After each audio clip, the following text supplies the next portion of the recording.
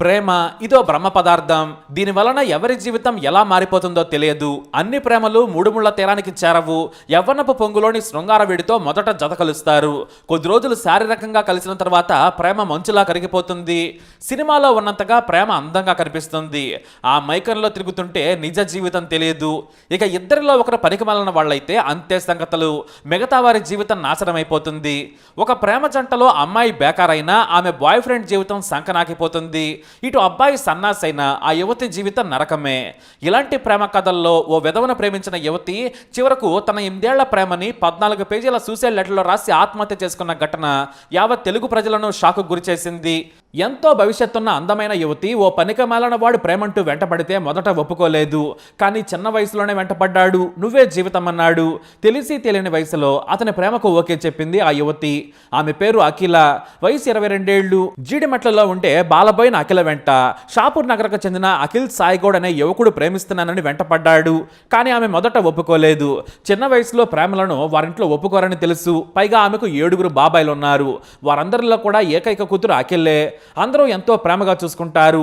అందరూ ఆమెను గారాబం చేసేవారు. కానీ ఈ సాయి మాత్రం ప్రేమంటూ వదిలిపెట్టలేదు. అందంగా ఉందని వెంటపడ్డాడు. చివరకు నువ్వే ప్రాణమన్నాడు. నువ్వు లేకుండా బ్రతకలేనని చెప్పాడు. నీ కోసం ప్రాణమిస్తానని సినిమా కబుర్లు చెప్పుకొచ్చాడు. చివరకు అది అబద్ధపు ప్రేమని తెలియక ఆ ప్రేమను ఒప్పుకుంది. చాలా ఏళ్ల పాటు అఖిల తన ప్రేమను రహస్యంగానే ఉంచింది. అఖిల్ నిన్నే పెళ్లి చేసుకుంటానని ప్రతిరోజు చెప్పేవాడు. నువ్వు లేకుండా బ్రతకలేనని. ఏకంగా చేతి మీద ఛాతి మీద అఖిల అనే పేరును పచ్చబొట్టు కూడా వేయించుకున్నాడు. దీంతో నువ్వే నా ప్రాణమని నమ్మింది అఖిల. అలా వారి జీవితం 8 ఏళ్లు గడిచిపోయింది. మరోవైపు అఖిలకి ఇంట్లో పెళ్లి చేయాలనుకున్నారు. ఓ కంపెనీలో పనిచేస్తున్న అఖిల తన ప్రేమ విషయాన్ని ఓ రోజు తల్లికి చెప్పింది. కానీ ఆమె మొదట ఒప్పుకోలేదు. మరోవైపు తండ్రికి ఏమీ తెలియదు. పెళ్ళైన 7 ఏళ్ల తర్వాత పుట్టిన అఖిల్ అంటే తండ్రికి ప్రాణం. తనకు ఉన్నంతలో గొప్పగా చూసుకున్నాడు. ప్రాణానికి ప్రాణంగా కూతురుని పెంచుకున్నాడు. ఇలాంటి ప్రేమ పెళ్లిల మీద నాకు నమ్మకం లేదు. నాకు నచ్చిన నేను నమ్మిన వాడికే ఇచ్చి పెళ్లి చేస్తానన్నాడు తండ్రి.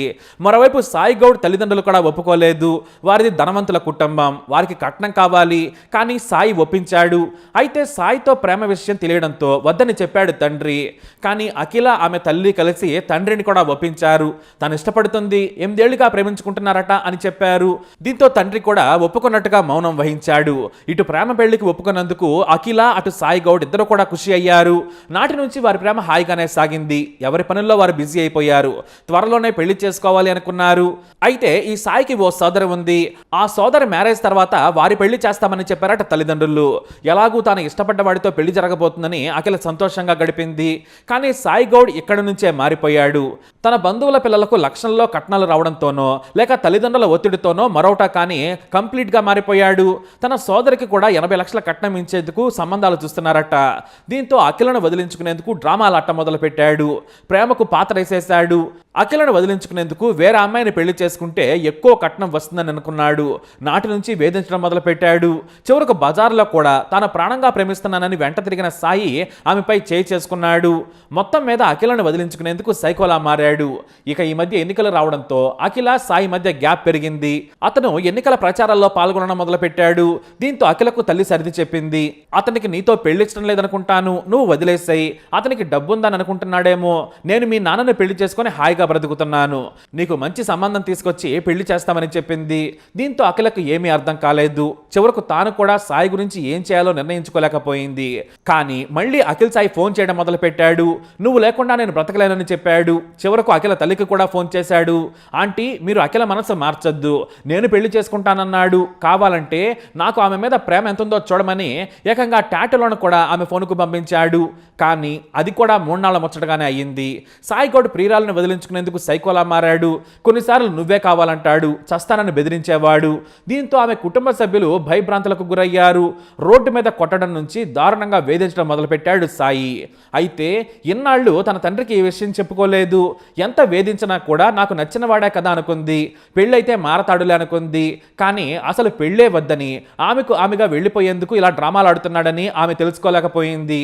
సాయి మోసాన్ని ఏకంగా 14 పేజీల్లో చనిపోయే ముందు రాసింది అఖిల.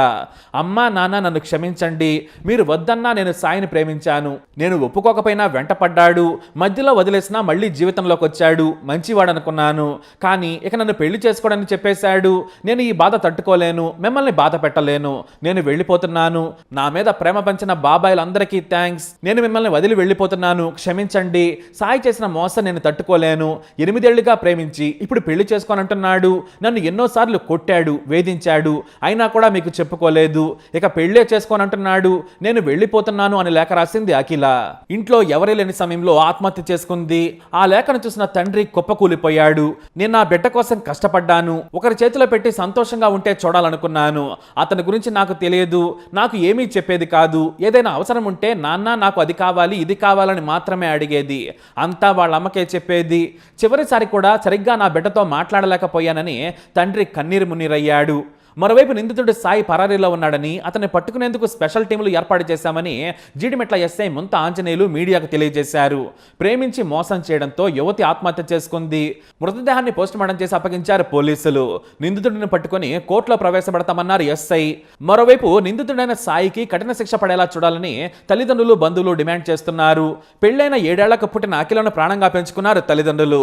కానీ ప్రేమ కారణంగా ఇప్పుడు వారి సంతోషం కూడా మిగల్లేదు. మరి అఖిల చనిపోయినందుకు ఇలాంటి వాడికి ఏ శిక్ష పడాలి? మీ అభిప్రాయాన్ని కామెంట్ ద్వారా తెలియజేయండి. ఈ వీడియో అప్డేట్స్ కోసం మా ఛానల్ ఫాలో అవ్వండి. అలాగే తప్పకుండా సబ్స్క్రైబ్ చేసుకోండి.